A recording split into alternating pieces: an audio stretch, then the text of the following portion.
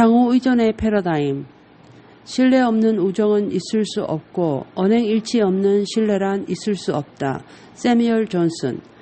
대인관계의 승리라는 분야에 들어가기 전에 우리가 기억해야 할 것이 있다. 효과적인 상호의존성은 오직 진정한 독립성의 기반 위에서만 이루어질 수 있다는 점이다. 즉 개인의 승리가 대인관계의 승리에 선행한다.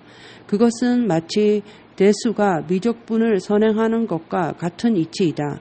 우리가 과거에 걸어왔던 인간관계의 길을 돌이켜보고 나아갈 방향을 내다보면서 현재의 상황을 헤아려 볼 때 분명한 것은 이 길로 왔기 때문에 현재의 위치에 있다는 점이다.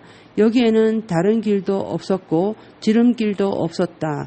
현재 위치에 다다르던데 하늘에서 낙하산식으로 떨어지는 법이란 없다. 그런데 우리들 눈앞에 펼쳐진 풍경은 낙하산식의 지름길을 찾다가 산산이 깨어진 인간관계의 파편들로 가득 차 있다.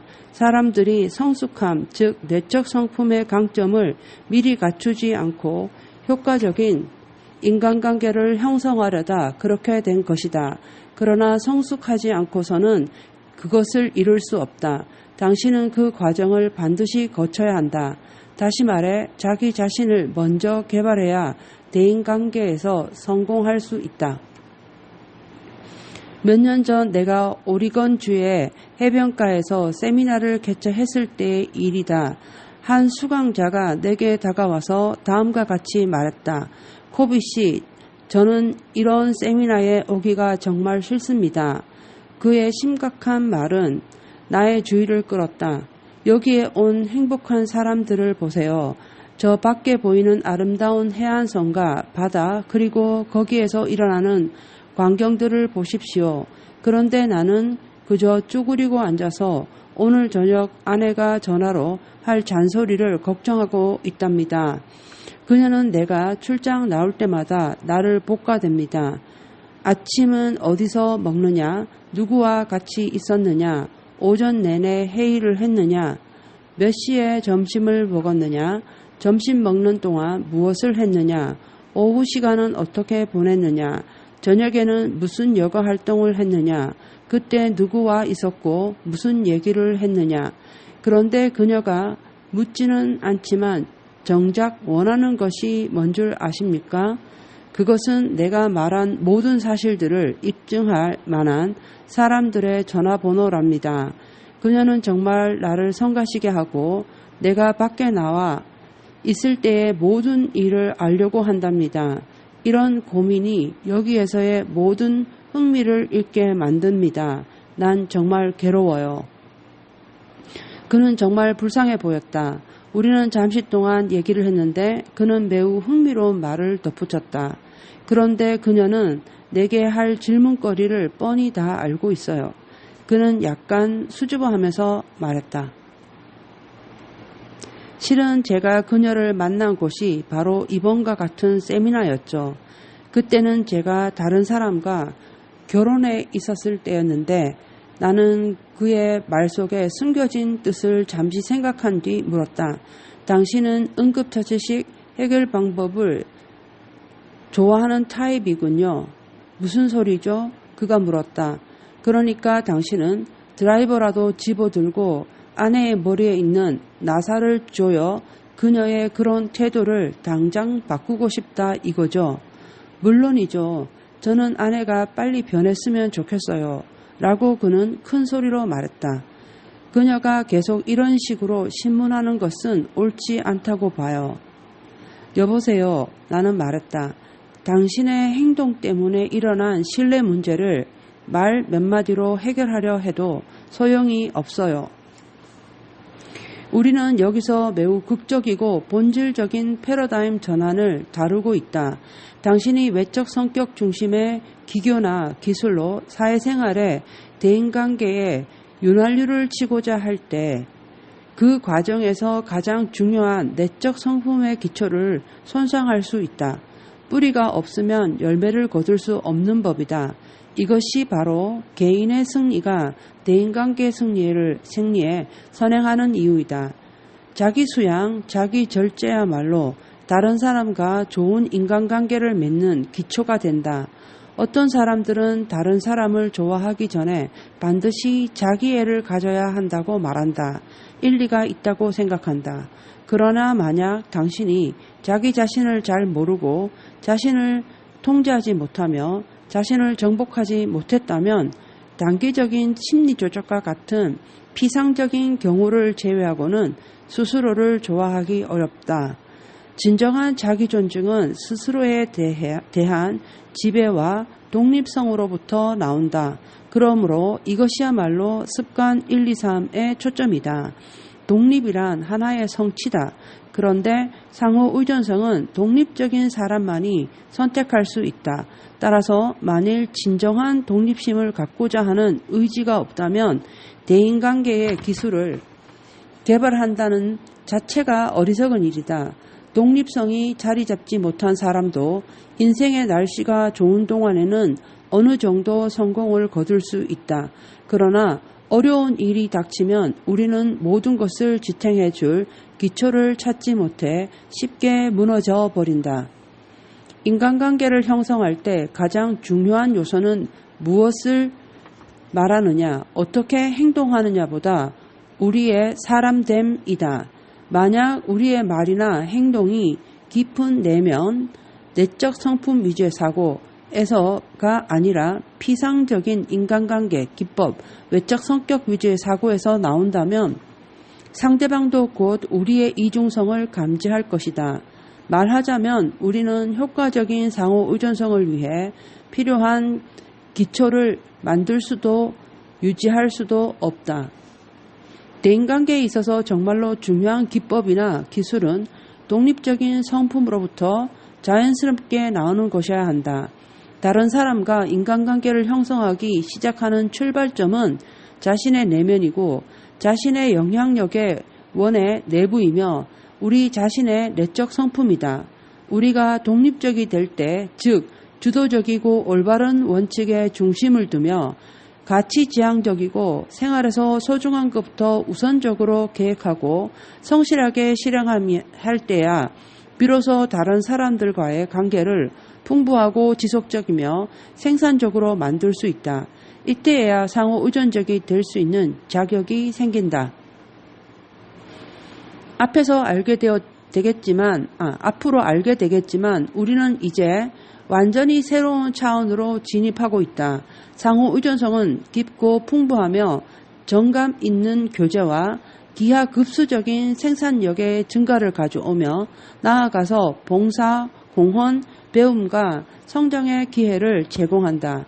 그러나 상호 의존성은 우리에게 커다란 고통이나 엄청난 좌절감 혹은 성공과 행복에 도달하는데 가장 큰 방해물로 느껴지는 경우가 많다. 우리는 이 같은 고통이 급성이기 때문에 그 심각성과 아픔을 잘 알 수 있다.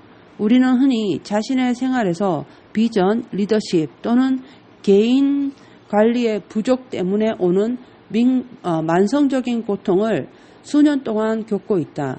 이때 뭔지 모를 어려움과 불편함을 느끼기 때문에 처음 한동안은 그 고통을 덜기 위해 가끔 조처를 취해본다. 그러나 대부분의 경우 이러한 고통은 만성적이어서 이것에 곧 익숙해지며 적응하며 사는 것을 배우게 된다. 반면 대인관계의 문제에 직면하면 거기서 야기되는 고통은 급성이며 아주 심각하다. 그래서 우리는 그 고통을 없애려고 애쓰게 된다. 바로 이때 우리는 응급처치 방법으로 증상을 치료하게 되며 이는 외적 성격 위주의 반창고식 응급처치와도 같다. 우리는 대부분의 경우 이 같은 급성적 고통이 더 깊고 만성적인 문제에 나온다는 사실을 알지 못한다. 따라서 증상을 응급처치하려는 노력을 중지하고 문제 자체를 해결하고자 할 때까지 우리의 노력은 단지 비생사적인 결과만 초래하며 만성적 고통을 단지 더 어렴풋하고 불확실하게 하는 때만 성공할 뿐이다. 자, 그러면 이제부터 효과적인 대인관계를 생각해 보기 위해 앞에서 다룬 효과성에 대한 정의를 다시 한번 살펴보자. 이미 앞에서 거위와 한금알에 대한 우화를 소개하면서 기본 개념인 생산 능력에 대해 말한 적이 있다. 상호 의존적인 상황에서 한금알은 효과성이고 멋진 시너지이며 개방적 커뮤니케이션과 긍정적 대인관계를 통해 달성하는 좋은 성과들이다.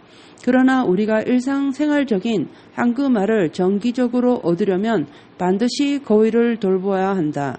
다시 말해 그 같은 성과들을 실현하기 위해서는 반드시 인간관계를 구축하고 이를 돌보기 위해 노력해야 한다.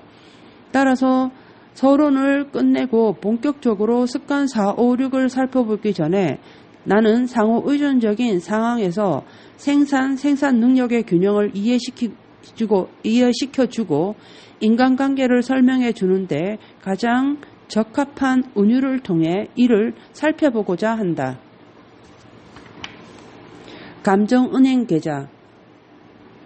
우리 모두는 은행 계좌가 무엇인지 잘 알고 있다.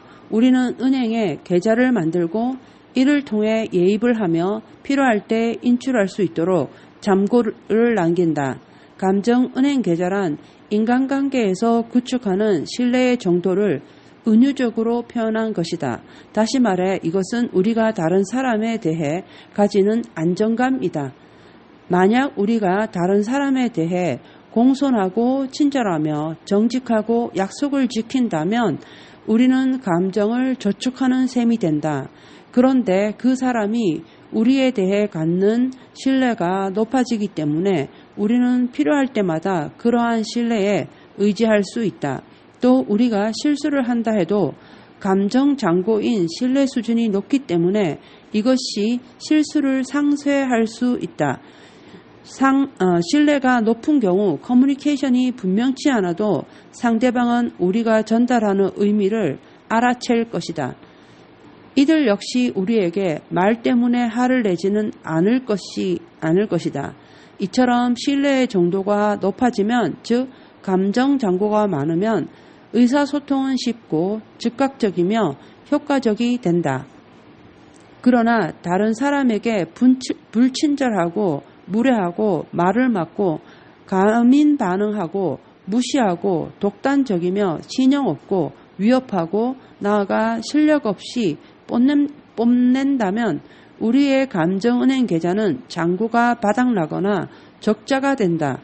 이렇듯 신뢰 수준이 매우 낮아질 경우 우리는 어느 정도 여유와 융통성을 가질 수 있을까?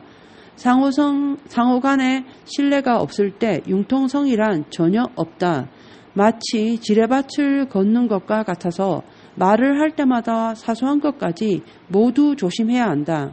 우리는 하는 말마다 재면서 해야 한다. 따라서 늘 긴장해야 하고 모든 것을 메모로 남겨 자신을 보호해야 하며 등 뒤에서 일어나는 실수를 방어해야 한다. 그런데 사실 많은 조직이, 가정이, 부부관계가 이러한 상태로 유지되고 있다. 만일 신뢰의 잔고가 지속적인 예입에 의해 뒷받침되지 않는다면 결혼 생활은 악화될 것이다. 이렇게 되면 두 사람 사이가 어쩔 수 없이 함께 사는 동상이몽의 독립적 생활 스타일을 갖게 되고 그 관계가 더 심화되면 부부 사이에는 적대감과 방어책만 등장한다. 결국 투쟁 아니면 도피식 대응인 말다툼, 쾅 하고 문을 닫는 것, 대화 거절, 감정적 위축, 신세 타령 등이 계속된다. 이렇게 되면 집안에는 냉전이 시작되고 부부 관계는 단지 아이들, 섹스, 사회적 압력, 그리고 주위 체면 때문에 지탱될 뿐이다. 이 같은 관계는 법정에서의 공개적 싸움으로 이어질 수도 있다. 법정에서 끊임없이 자기 배우자의 제약을 털어놓음으로써 수년 동안 자존심 상하고 쓰라린 싸움이 계속될 수도 있다. 그런데 사실은 부부 사이야말로 이 세상에서 가장 친밀하고 풍요롭고 즐겁고 만족스럽고 나아가 생산적인 인간관계를 맺을 수 있는 관계이다. 생산 능력이라는 등대 같은 움직이지 않는 원칙이 바로 부부 사이에 있기 때문이다. 우리는 스스로를 이 등대에 부딪혀 파괴할 수도 있고 이 등대가 우리를 안내하고 유도해 주도록 활용할 수도 있다. 결혼과 같은 지속적 인간관계는 무엇보다도 지속적인 예입을 필요로 한다. 계속되는 실망은 과거에 저축했던 잔고를 소진한다. 오랫동안 만나지 못했던 고등학교 친구를 갑자기 만난 경우 당신은 이전에 해두었던 예입이 남아있기 때문에 이것을 활용할 수 있을 것이다. 그러나 일상적으로 접촉하는 사람들과 구축하는 감정은행 계좌는 좀 더 규칙적인 예입을 요구한다. 매일 하는 상호작용이나 우리에 대한 상대방의 오해에서 자신도 모르는 사이에 자동 인출이 발생하기 때문이다. 이 같은 예는 10대 청소년을 자녀로 둔 경우 특히 그러하다. 당신이 10대 아들을 두고 있고 일상적인 대화가 다음과 같다고 하자. 내 방을 깨끗이 해라. 셔츠의 단추를 잘 잠가라. 라디오 소리를 줄여라. 이발을 해라. 쓰레기 버리는 것을 잊지 마라. 이러한 대화만이 오갈 경우 인출은 이미 비축 잔고를 훨씬 초과한 적자 잔고가 되게 마련이다. 자, 이제 그 아들이 자기 인생에 영향을 미칠 중대한 결정을 하려고 한다고 가정해보자. 그때 아들은 당신에 대한 신뢰 수준이 너무나 낮고 의사소통의 통로가 거의 막혀 있을 뿐만 아니라 기계적이고 마음에 안 드는 대화뿐이기 때문에 당신에게 조언을 구하지 않을 것이다. 부모인 당신은 그를 도울 지혜와 지식을 가지고 있을지 모른다. 그러나 당신의 감정 계좌에 잔고가 없기 때문에 자녀는 장기적으로 보아 많은 부정적 결과를 초래할지도 모르는 단기적이고 감정적인 관점에서 의사결정을 하게 될 것이다. 이 같은 민감한 문제에 대해 상의할 수 있으려면 아들과의 감정 은행 계좌에 상당한 잔고를 가지고 있어야 한다. 그렇다면 당신은 어떻게 해야 하는가? 만약 당신이 아들과의 관계에 예입을 시작하기로 했다면 어떻게 해야 되겠는가? 아마 약간의 친절을 베풀 수도 있을 것이다. 아들의 취미가 스케이트보드 타기라면 이에 관련된 잡지를 사다 줄 수도 있고 그가 어떤 일을 할 때 뭐 도와줄 것이 없는가 물어볼 수도 있다. 그 밖에 아이를 데리고 영화를 보러 가든지 아이스크림을 사줄 수도 있다. 그러나 당신이 할 수 있는 가장 중요한 예입은 아들이 말을 할 때 미리 판단해서 충고하지 말고 아들이 하는 말을 경청하는 것이다. 단지 경청하고 이해하도록 노력하라. 당신이 관심을 가진다는 것과 아들을 한 사람의 인격체로 받아들이고 있음을 느끼게 하라. 당신 아들은 처음에는 아무 반응이 없을지도 모른다. 오히려 아버지에 대해 의아해할 수도 있다. 아빠가 오늘 이상한데? 엄마는 도대체 나에게 무슨 수법을 써보려고 이러는 것일까? 그러나 당신이 진심에서 우러난 예입을 계속하면 신뢰가 싹트기 시작한다. 이렇게 되면 적자 잔고가 점차 줄어든다. 응급처치식 접근법은 허망한 신기루임을 명심하라. 인간관계를 구축하고 회복시키는 데는 시간이 걸린다. 만약 아들의 무응답이나 배은망덕한 행동에 다음과 같이 참을성을 잃고 화를 낸다면 감정은행 계좌에서 막대한 인출이 생길 뿐만 아니라 지금까지 공들인 것이 쓸모없게 될 것이다. 우리는 너를 위해 온갖 노력과 희생을 다했는데 어쩌면 그렇게도 은혜를 모를 수 있니? 우리는 너에게 잘해주려고 노력했는데 너는 이처럼 행동하는구나. 나는 도무지 너를 이해할 수 없구나. 인내하는 것은 쉬운 일이 아니다. 이를 위해서는 내적 성품이 주도적이 되어야 하고 자신이 가진 영향력의 원에 초점을 두어야 한다. 뿐만 아니라 꽃나무에 영양분을 공급할 수 있어야 하며 뿌리가 잘 자라고 있나를 보기 위해 꽃나무를 뽑는 행위를 하지 말아야 한다. 이처럼 응급처치식 인간관계란 존재하지 않는다. 그 대신 인간관계의 정립과 회복에는 장기간의 투자가 필요하다. 6가지 주요 예입수단. 이제부터 감정은행 계좌를 정립하기 위한 6가지 주요 예입수단을 살펴보기로 하자. 1. 상대방에 대한 이해심. 다른 사람을 진정으로 이해하기 위해 노력하는 것이야말로 우리가 할 수 있는 가장 중요한 예입수단 가운데 하나가 될 것이다. 그것은 모든 다른 예입수단의 핵심에 해당된다. 왜냐하면 우리는 그 사람을 이해하기 전에는 그 사람을 위해 어떤 행위를 해야 예입이 될 것인가를 모르기 때문이다. 당신에게는 예입으로 생각될 수 있는 일들, 예컨대 산책하면서 얘기를 나누는 일, 함께 아이스크림을 사러 나가거나 함께 어떤 일을 하는 것 등이 어떤 사람에게는 전혀 예입이 될 만한 효과가 없는 경우도 있다. 따라서 만일 상대방의 깊은 관심과 욕구를 파악하지 못한다면 그러한 행위는 오히려 악영향을 끼치거나 감정이 인출될지도 모른다. 한 사람에게 중요한 일이 다른 사람에게는 사소한 일일 수 있다. 예입을 하기 위해서는 그 사람이 당신에게 중요한 만큼 그 사람이 중요하게 생각하는 것을 당신도 중요하게 생각해야 한다. 예컨대 당신이 급하고 중요한 일을 할 때 6살 난 아들이 사소해 보이는 행동을 하면서 방해할 수도 있다. 그런데 아들이 하는 행동이 아이의 관점에서는 매우 중요한 것일 수도 있다. 소중하고 가치 있는 것, 즉 아들을 돌보기로 작정하는 것은 습관 2에 해당하고 당신의 스케줄을 중단하고 소중한 아들을 돌보는 것은 습관 3에 해당한다. 상대방의 관점과 가치를 이해해 주는 것은 그 사람에 대해 막대한 예입 행동을 하는 셈이 된다.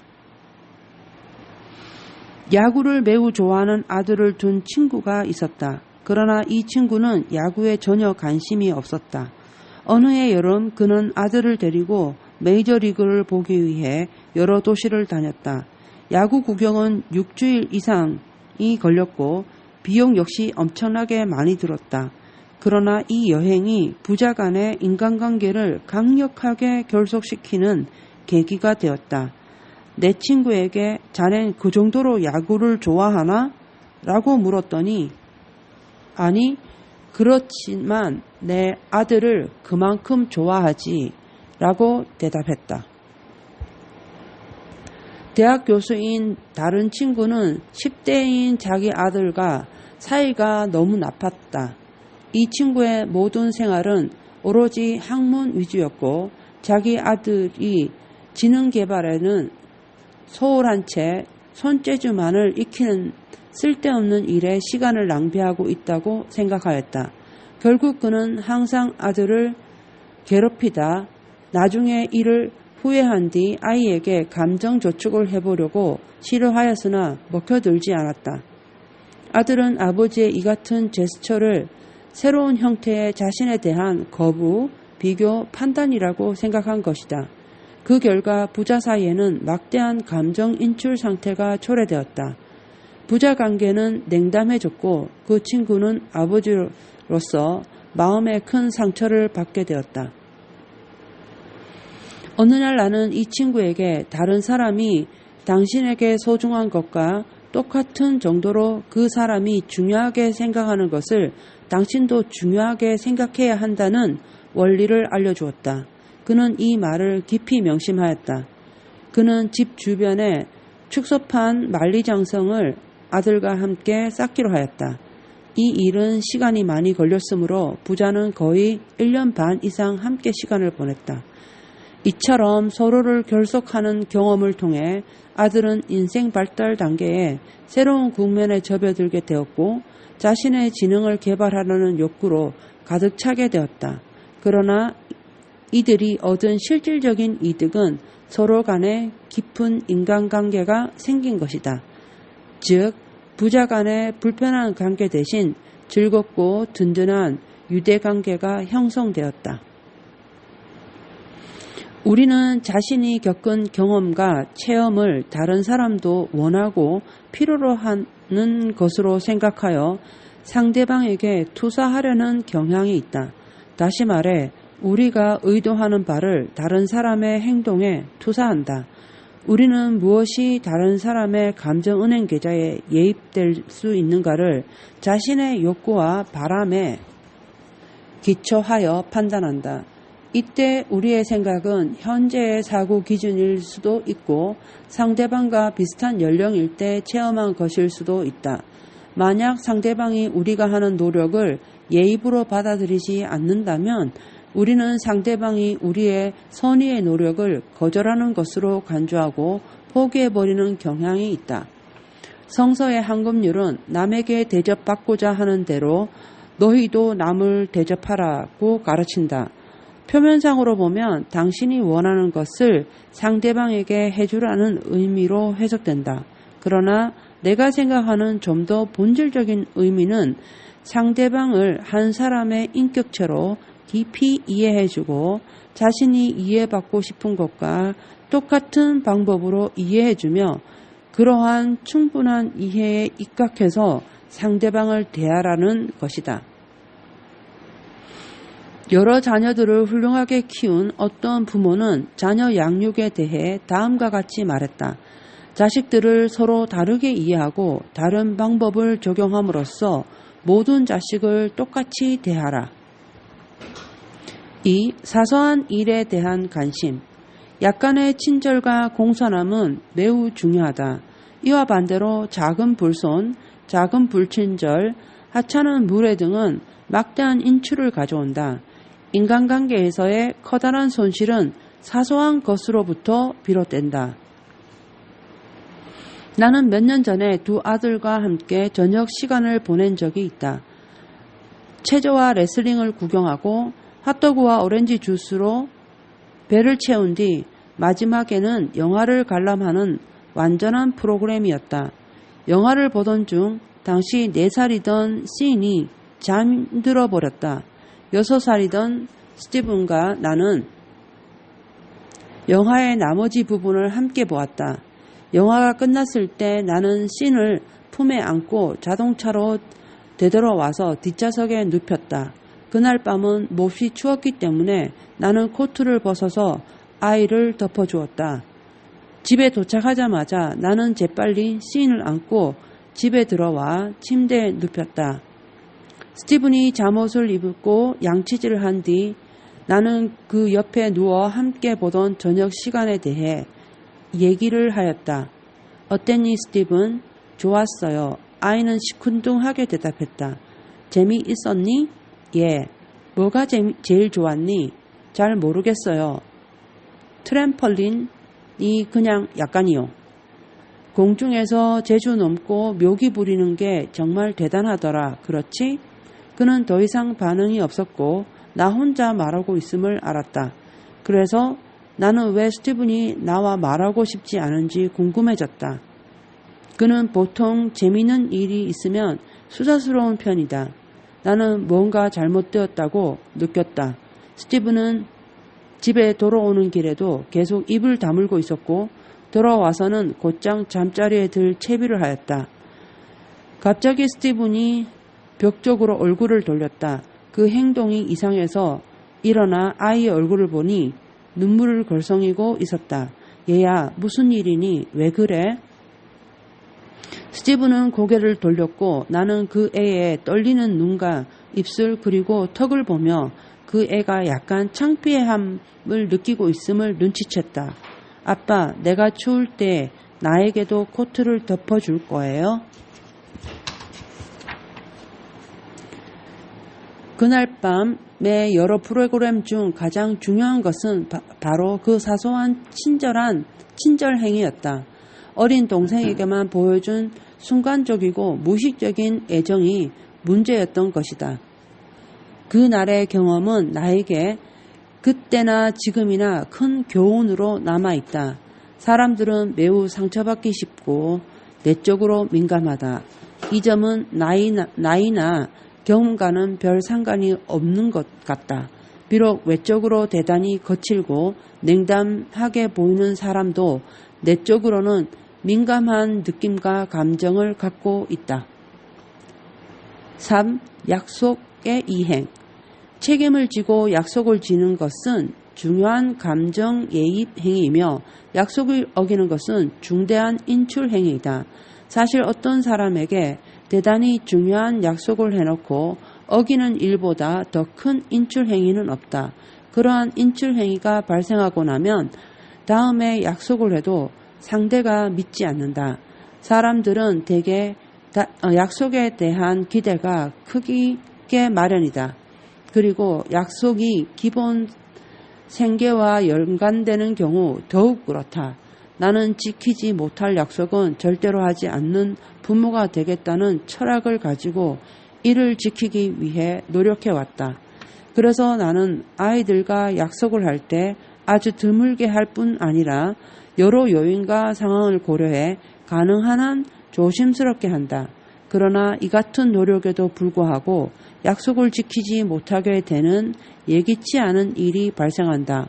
그럼에도 불구하고 나는 약속을 중요시하기 때문에 어떻게 해서든지 그 약속을 지키든가 그렇지 않으면 상대에게 나의 상황을 충분히 설명해 연기한다.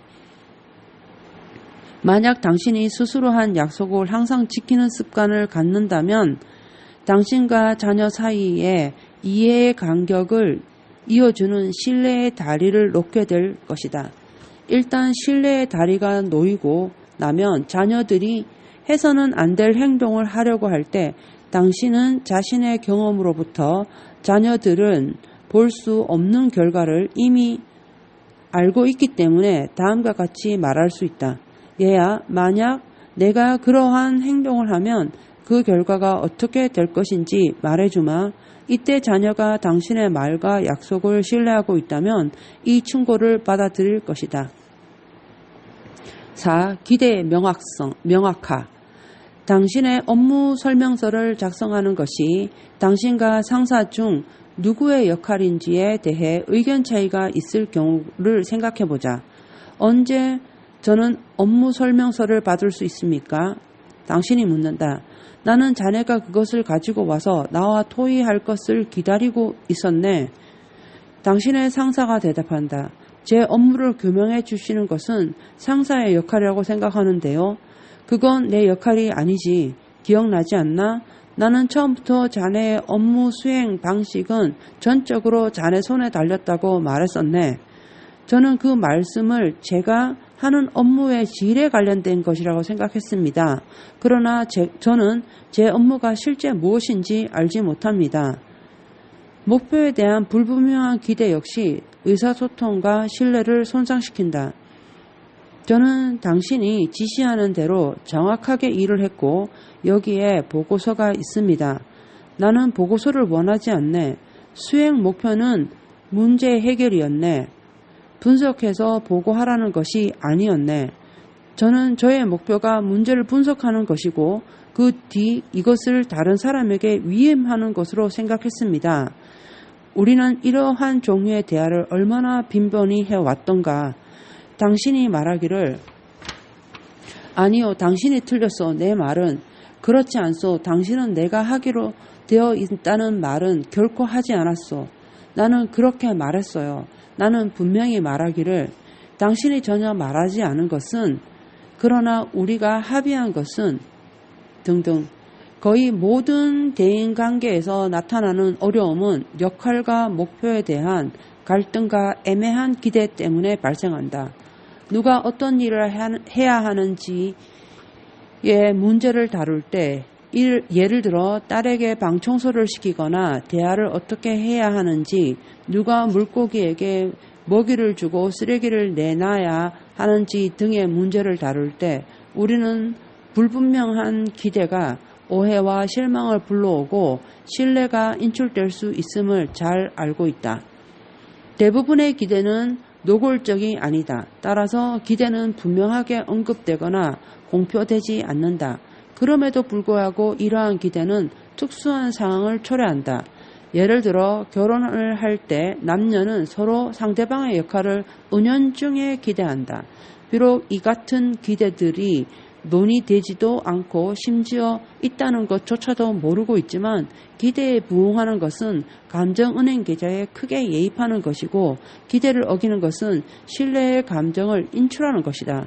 따라서 우리는 새로운 상황에 직면할 때마다 자기에게 부과되는 기대를 파악하여야 한다.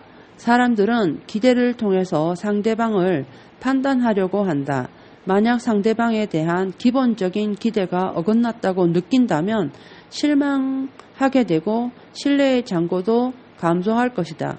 우리는 자신이 갖는 기대가 자명하고 다른 사람에 의해 분명히 이해되고 공유된다고 가정하기 때문에 많은 부정적 상황을 야기한다. 신뢰의 예입은 처음부터 기대를 분명히 해야 가능하다. 이렇게 하는 데는 많은 시간과 노력을 미리 투자해야 하지만 시간이 흐르면 막대한 양의 시간과 노력을 절약할 수 있다. 기대가 분명치 않고 서로 공유되지 않는다면 사람들은 감정적이 되기 쉽다. 결국 단순한 오해로 의견 불일치와 의사소통의 단절을 초래할 것이다. 기대를 분명히 하는 것은 때때로 많은 용기를 필요로 한다. 왜냐하면 사전에 의견 차이를 해결하고 서로 협력하여 납득할 만한 기대치에 도달하는 것보다는 마치 의견 차이가 없는 것처럼 행동하고 일이 저절로 해결될 것이라고 생각하는 편이 훨씬 쉽기 때문이다. 5. 언행일치.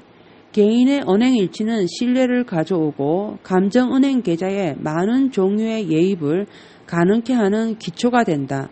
언행일치의 부재는 높은 수준의 신뢰 계좌를 만들려는 여러 가지 노력을 크게 손상시킨다. 우리가 상대방을 이해하고 사소한 것에도 관심을 보이고 약속을 지키고 기대를 명확히 하더라도 내적으로 이중적인 인격을 가졌다면 신뢰를 구축할 수 없을 것이다. 언행일치는 정직 그 이상의 의미를 갖는다. 정직은 사실대로 말하는 것으로 우리가 하는 말을 사실과 일치시키는 것이다. 언행일치는 사실을 우리의 말의 일치, 즉 실현시키는 것으로 약속을 지키고 기대를 충족시키는 것이다. 이는 기본적으로 자아, 삶과 하나가 된 완전한 성품을 요구한다. 언행일치, 즉 성실성이 드러나는 가장 단적인 예가 현재 자리에 없는 사람에게 충실한 것이다.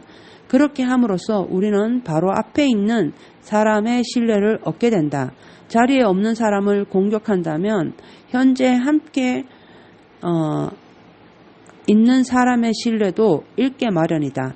당신과 내가 단둘이 있을 때 만일 앞에 있으면 비난할 수 없는 상사를 비난한다고 하자 당신과 내가 사이가 나빠진 후에는 어떤 일들이 벌어질까? 당신은 내가 누군가에게 당신의 약점을 이야기하리라고 생각한다. 그 이유는 당신과 내가 상사의 등 뒤에서 그렇게 했기 때문이다. 당신은 나의 본성을 파악하고 있다. 당신은 나에 대해 앞에서는 좋은 말을 하지만 돌아서면 악담을 늘어놓는 사람이라고 인식한다. 당신은 이러한 나를 이미 보았다. 이 같은 행동이 이중성의 실체이다. 이러한 상황에서 당신의 감정은행 계좌에 나에 대한 신뢰의 잔고가 쌓일 수 있겠는가? 한편 당신이 상사를 비난할 때 나도 비난의 몇몇 내용에 대해 기본적으로 동의하지만 우리 두 사람이 직접 상사에게 개선되어야 할 내용에 건의해보자고 제안했다고 하자. 그러면 당신이 없을 때 누군가 당신을 비난한다면 내가 어떻게 행동할지 알게 되지 않겠는가? 또 다른 예로 당신과 좋은 관계를 형성하기 위하여 내가 어떤 사람의 비밀을 당신에게 얘기했다고 하자. 내가 이 말을 당신에게 해서는 안 되는데 그렇지만 당신은 내 친구니까. 이런 식으로 말하면 다른 사람에 대한 나의 배반이 당신과의 신뢰를 증가시키겠는가? 당신은 나를 믿고 얘기한 비밀이 다른 사람에게 전해질까 두려워하지 않겠는가?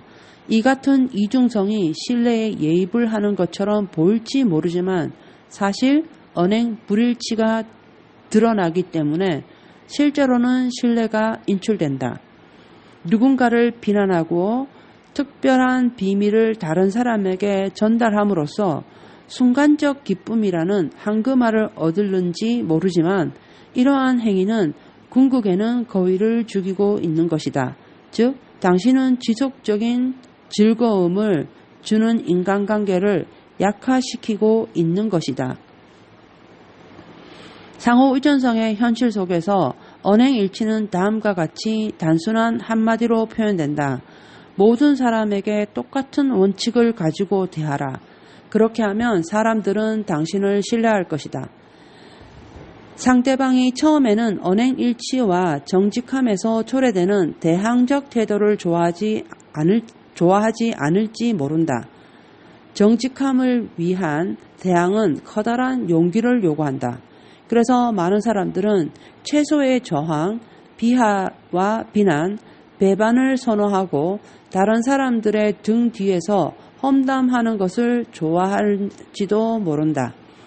그러나 만약 당신이 상대방에게 솔직하고 개방적이고 친절하다면 상대방은 당신을 신뢰하고 존경할 것이다. 신뢰를 얻는 것이 사랑받는 것보다 더 가치 있다. 나는 장기적인 안목으로 볼 때 신뢰를 얻는 것이 사랑받는 것임을 확신하고 있다. 우리 아들 조슈아가 아주 어렸을 때 의미심장한 질문을 자주 했다.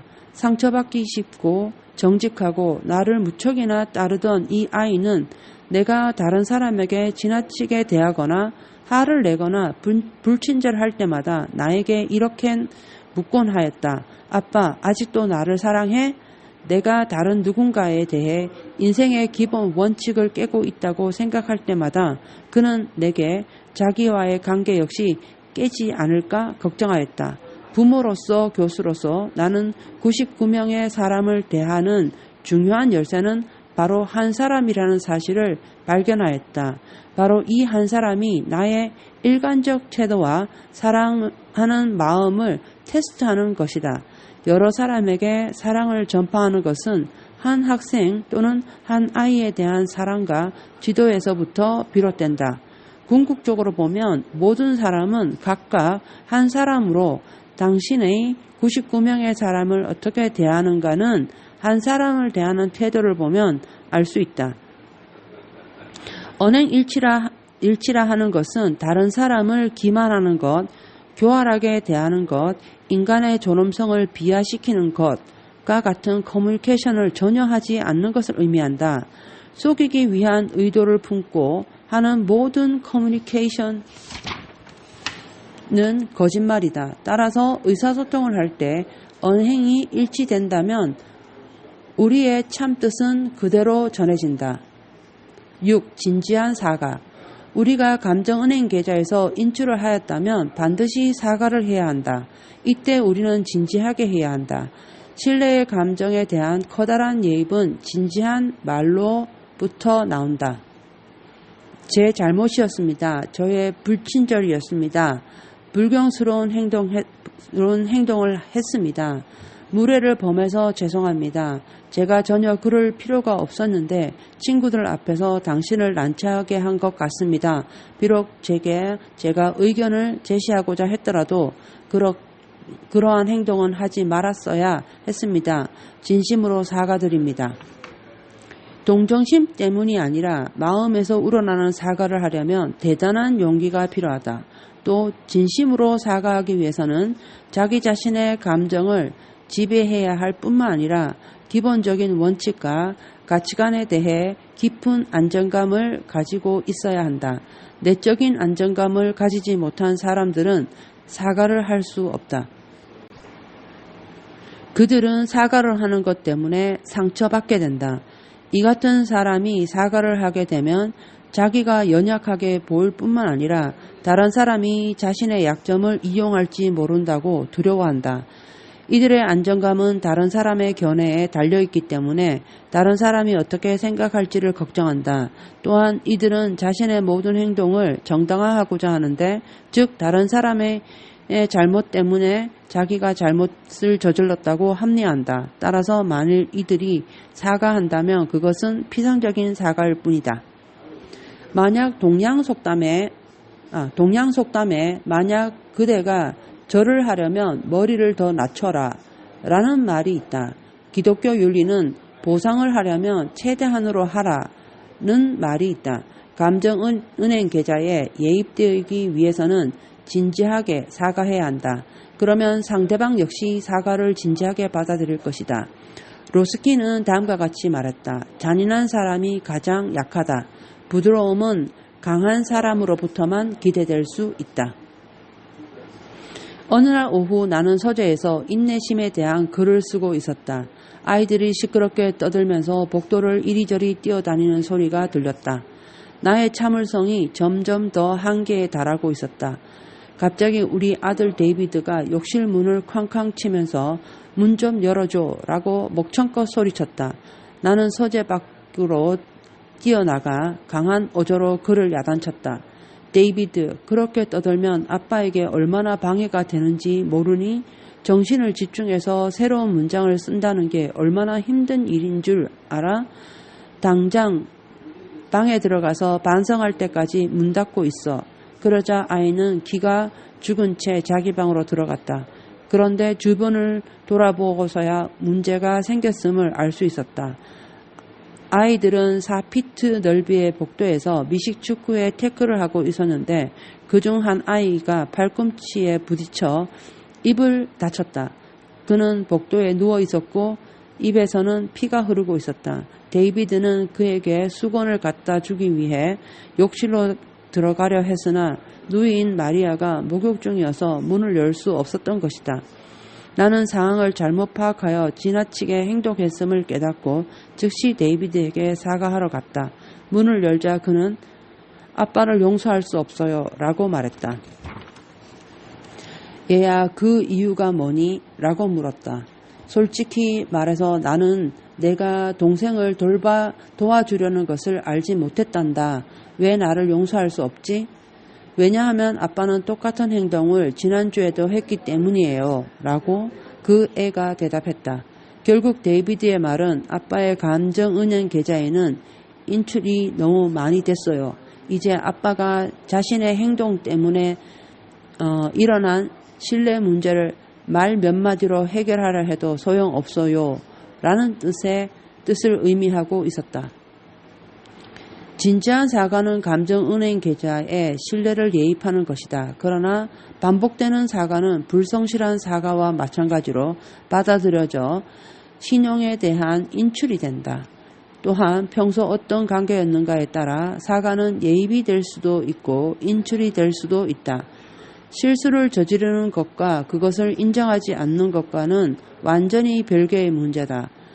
사람들은 실수를 기꺼이 용서하려고 한다. 왜냐하면 실수란 보통 순간적인 판단착오로 빚어지기 때문이다. 그러나 사람들은 의도적인 실수, 즉 나쁜 취지나 나쁜 동기 혹은 처음에 실수를 덮어버리려는 오만한 정당화 등에 대해서는 쉽게 용서하려 들지 않는다. 사랑의 법칙과 인생 법칙. 조건 없는 사랑으로 감정은행 계좌에 예입하면서 사랑의 기본 법칙을 따르며 살면 상대방도 인생의 기본 법칙에 입각해 살도록 고무하는 것이 된다. 다시 말해 우리가 진정으로 조건 없이 사랑할 때 다른 사람들은 안전함과 안정감을 느끼고 자신들의 근본적인 가치의식, 자기 정체성, 성실성에 대한 확신할 수 있게 된다. 그렇게 되면 자연 법칙적 성장 과정을 따를 수 있는 용기도 갖게 된다. 또 인생 법칙의 협동, 기여, 자제, 성실성에 입각한 생활을 좀 더 쉽게 할 수 있고 자기 자신에게 무엇이 최선인가를 발견하고 진실하게 살 수 있다. 우리는 이들이 외부 환경이나 제약에 대응하기보다는 자신의 내적 규범에 의해 자연스럽게 행동하는 사람이 되도록 할 수 있다. 이는 지나치게 허용하게 되거나 연약하게 되는 것을 의미하는 것이 아니다. 과잉 허용과 연약함은 그 자체가 커다란 인출이다. 우리는 조언하고 간청하고 제약 조건을 설정하고 기대 성과를 말해준다. 그러나 가장 중요한 것은 조건 없이 사랑하는 것이다. 우리가 사랑의 기본 법칙을 위반하면, 즉 사랑이라는 전부 능력에 부대 조건과 제한을 부과하게 되면 다른 사람들로 하여금 인생의 기본 법칙을 위반하도록 고무하는 것과 같다. 이는 다른 사람들로 하여금 나는 당신과는 별도의 중요하고 독립적인 존재라는 사실을 입증해야 하겠다고 느끼게 할 뿐만 아니라 반사적이고 방어적으로 되게 한다. 그런데 실제로 보면 그들은 독립적이지 않다. 그들은 반항적 심리, 즉 의존성의 또 하나의 다른 형태를 가지고 있을 뿐이다. 이것은 성숙의 연속선상에서 가장 낮은 위치에 속한다. 이들은 반항적으로 되어 거의 적중심의 패러다임을 가진다. 또 자기 자신의 내면적 규범에 주도적으로 귀를 기울이고 따르기보다 자신의 권리를 옹호하고 개성을 표출하는 데 더 큰 관심을 가진다. 반항은 이성적 문제가 아니라 감정적 문제다. 이때 중요한 것은 감정은행 계좌에 예입하는 것, 특히 조건 없는 사랑을 지속적으로 예입하는 것이다. 매우 유명한 대학에서 학장으로 근무하던 친구가 있었다. 그는 자기 아들을 이 대학에 입학시키기 위하여 오랫동안 계획하고 저축도 하였다. 그런데 대학을 결정할 때 아들은 그 대학에 입학하기를 거부하였다. 이로 인해 아버지인 이 친구는 심각한 고민에 빠졌다. 이유는 이 대학을 졸업하는 것이 자기 아들의 장래에 큰 도움이 될 것이고 또 이 대학에 진학하는 것이 집안의 전통이었기 때문이다. 아버지는 사정도 하고 간청도 하고 또 달래기도 하였다. 나아가 아들의 말을 경청하고 이해하려고 노력하면서 대화로 아이의 마음을 돌릴 수 있을 것으로 기대하였다. 이러한 대화를 통하여 아들에게 전달되는 미묘한 감정은 일종의 조건적 사랑이었다. 아들은 아버지가 자신을 하나의 인간 혹은 아들로서 소중하게 여기기보다 진학에만 관심을 두고 있다고 느꼈고 이를 못마땅하게 생각하였다. 그 결과 그는 자신의 정체성과 자주성을 찾고 이를 지키고자 애썼으며 그 대학에 가지 않겠다는 결심을 더욱 공고히 하고 합리화했던 것이다. 내 친구는 진지하게 자기 분석을 한 후 자신이 희생할 것을 결정하였다. 자신의 조건적 사랑을 포기한 것이다. 그는 아들이 부모의 소원과 다르게 선택할 것이라는 사실을 알고 있었다. 그럼에도 불구하고 그들 부부는 아들의 선택과는 무관하게 조건 없이 사랑할 것을 결심하였다. 그는 교육에 관한 중요성을 잘 알고 있었을 뿐만 아니라 아들의 대학 진학은 그가 태어날 때부터 계획하고 준비해왔던 것이기 때문에 이것은 매우 힘든 결정이었다. 아버지와 어머니는 조건 없는 사랑의 본질을 진정으로 이해하도록 노력하면서 자신들의 생각을 바꾸는 대단히 어려운 과정을 겪었다. 그들은 아들에게 자신들의 과거 행동과 왜 그렇게 했는지를 고백했다. 또 아들이 하는 어떤 결정도 그에 대한 부모의 조건 없는 사랑의 감정에 절대 영향을 주지 않을 것을 솔직하게 말하였다.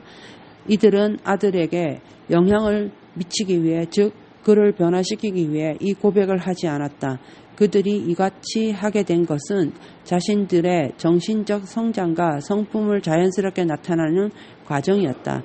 아들은 큰 반응을 보이지 않았다. 그러나 부모는 조건 없는 사랑이란 패러다임을 가졌기 때문에 아들의 결정이 부부에게 더 이상 큰 아픔을 주지 않게 되었다. 약 일주일 지났을 때 아들은 부모에게 자신이 이 학교에 가지 않기로 결정했다고 말했다. 부모는 이미 그의 대답을 짐작하고 있었기 때문에 계속하여 조건 없는 사랑을 아들에게 보여주었다. 그 후 모든 것이 일단락되고 평온한 가정이 되었다.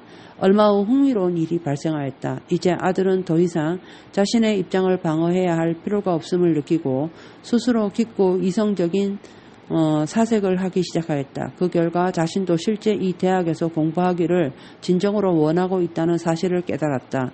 그는 입학 허가를 신청하고 이 사실을 아버지에게 알렸다. 이제 조건 없는 사랑을 하기로 한 아버지는 아들의 결정을 전적으로 수용하였다. 친구는 행복하였다. 그러나 그것은 아들의 진학에 의한 행복만은 아니었다. 그가 행복한 이유는 조건 없는 사랑에 대해 배웠기 때문이었다. 유엔에서 사무총장을 지낸 한마르 셸드는 생전에 의미심장한 말을 하였다.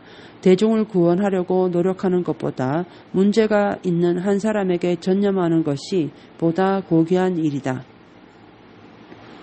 이 말은 우리가 수천 명의 외부 사람들을 돕고 많은 프로젝트를 수행하는 데는 하루에 8시간, 10시간 혹은 12시간 또 일주일에 5일, 6일, 경우에 따라서는 7일을 하려 하면서도 정작 자신의 배우자나 10대의 아들, 가까운 동료들과는 깊고 의미 있는 인간관계를 형성하지 못할 수 있음을 지적한 것이다.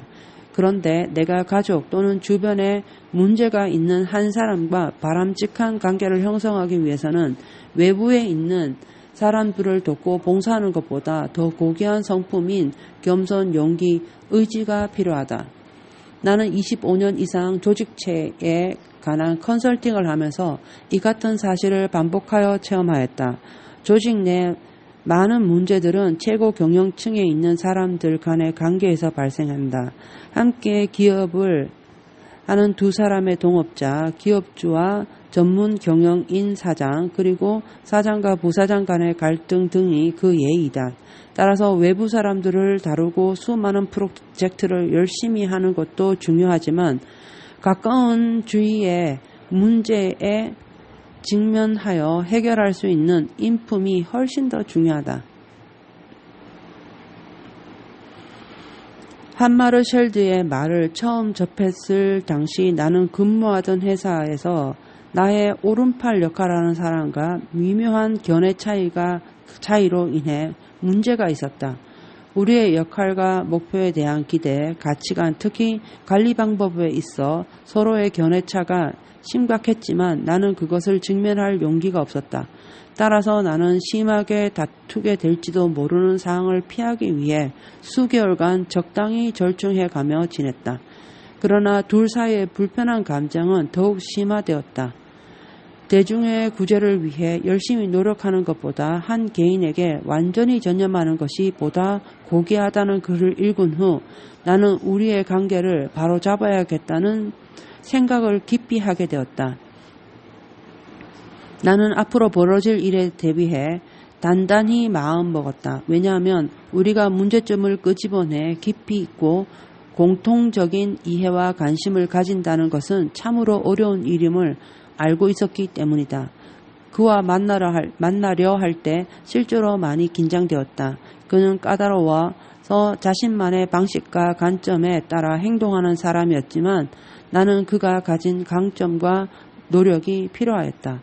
나는 그와의 만남이 관계를 위태롭게 할지도 모르고 또 다툼으로 인해 그와 헤어져야 하는 결과를 불러올지도 모른다고 걱정하였다. 그와의 만남에 앞서 정신적인 리허설을 한 후 마침내 나는 그를 만나 상투적인 말이나 행동보다 여러 가지 원칙에 입각해 대할 것을 결정하였다. 드디어 나는 마음의 평정을 얻었고 대화하려는 용기도 얻게 되었다. 우리가 서로 만났을 때 나는 그 사람도 나와의 대화를 바라왔고 비슷한 고민을 해온 사실을 발견하고는 깜짝 놀랐다. 그는 전혀 까다롭거나 방어적으로 행동하지 않았다. 사실 우리의 관리 스타일은 서로 심각한 차이가 있었고 전체 조직은 이 때문에 큰 영향을 받고 있었다. 우리는 서로의 불화가 야기한 문제를 인식하였다. 몇 번의 만남을 통해 보다 근본적인 문제가 무엇인지 알게 되었고 테이블에 마주 앉아 그것을 모두 끄집어내놓고 서로를 존중하는 자세에서 하나씩 해결하였다. 마침내 우리는 강력한 상호 보완적 팀을 만들었다. 나아가 서로의 능력을 효과적으로 직결시킬 수 있는 인간적인 호감을 깊이 느낄 수 있었다. 기업, 가정, 결혼 생활을 효과적으로 운영하는 데 필요한 일체감을 조정하기 위해서는 개인적 능력과 용기가 필요하다. 어떤 기술적인 관리 테크닉도 인간관계를 발전시키는데 꼭 필요한 고상한 개인적 성품을 대신할 수는 없다. 사랑과 인생의 기본 법칙에 입각해 사는 것은 가장 근본적인 개인 대 개인 관계에서 이루어진다. 생산 문제는 생산 능력의 기회이다. 이 경험은 상호 의존성이라는 또 하나의 강력한 패러다임을 내게 가르쳐 주었다. 이것은 문제를 보는 방식과 관계된다. 나는 몇 달 동안 이 문제를 회피해왔고 그것을 골칫거리나 장애물로 인식하였으며 저절로 사라져지기만을 바라고 있었다. 그러나 오히려 이 같은 문제가 우리로 하여금 강력한 보완적 팀으로 일할 수 있는 좋은 기회를 부여한 셈이었다. 나는 상호 의존적 상황이라면 생산에 관계되는 모든 문제들은 생산 능력에 대한 좋은 기회라고 생각한다. 여기서 기회란 상호 의존적으로 이루어지는 생산에 중대한 영향을 미치는 감정은행 계좌를 구축할 수 있는 기회를 의미한다. 부모가 자녀의 문제를 부정적으로 끼고 부담되며 성가신 일로 보지 않고 오히려 가까운 관계를 구축하는 기회로 생각할 때 부모 자식 간의 상호작용도 완전히 바뀌게 된다. 이렇게 되면 부모는 자녀를 깊이 이해하고 도움을 주는 데 있어서 더 자발적이 될 뿐만 아니라 진지한 관심을 갖게 된다. 자녀가 문제를 가지고 부모에게 왔을 때 또 골치 아픈 문제구나 라고 생각하는 대신 우리 아이를 돕고 서로 간의 관계를 개선할 수 있는 좋은 기회가 왔구나 라는 패러다임을 가져야 한다. 그러면 수많은 상호작용은 정 없는 교류가 아닌 변혁적인 관계 개선이 될 것이다. 부모가 자식의 문제를 진심으로 함께 걱정하고 자녀를 한 사람의 인격체로 대한다는 사실을 자녀가 알게 되면 부모 자식 간의 강력한 사랑과 신뢰가 형성된다. 이 같은 패러다임은 기업에도 적용된다. 한 체인 백화점은 이러한 패러다임을 적용하여 고객들을 단골 손님으로 만들었다. 고객이 문제를 가지고 백화점에 올 때마다 그 문제가 크건 작건 점원들은 고객과의 만남을 단골로 만들 수 있는 기회로 보았다. 그들은 고객의 문제를 적극적이고 열성적으로 해결하여 고객들이 만족할 수 있게 해주었다. 이들은 언제나 고객을 존중하는 태도로 대하였고 부수적인 서비스까지 제공하였다. 따라서 많은 고객들은 다른 백화점을 이용할 생각조차 하지 않았다. 상호 의존적인 현실에 있어 생산 능력의 균형이 효과성에 필요하다는 것을 인식함으로써 우리는 여러 가지 문제들을 생산 능력을 증가시키는 기회로 만들 수 있다. 상호 의존성의 습관. 마음속의 감정은행 계좌라는 패러다임을 확실하게 갖고 있다면 대인관계의 승리, 즉 다른 사람들과 성공적으로 함께 일하는 법을 다루는 습관들을 학습할 준비가 된 것이다. 우리는 앞으로 이 같은 습관들이 효과적인 상호 의존성을 어떻게 만들어내는가를 살펴볼 것이다. 또 우리 스스로가 지금까지 다른 유형의 사고와 행동을 얼마나 강하게 영향받아 왔는가도 파악하게 될 것이다. 여기에 추가하여 효과적인 상호 의존성은 독립적인 사람에 의해서만 달성할 수 있다는 사실도 더 깊이 깨닫게 될 것이다. 그러나 외적 성격에만 초점을 두어 절대적으로 중요한 내적 성품의 기초는 무시한 채 나도 이기고 너도 이기는 협상 기법, 반영적 경청 기법, 창의적인 문제 해결 기법 등만 활용한다면 대인관계의 승리를 얻는 것은 불가능하다. 이제부터 대인관계의 승리를 가져오는 습관들을 좀 더 깊이 있게 다루어 보자.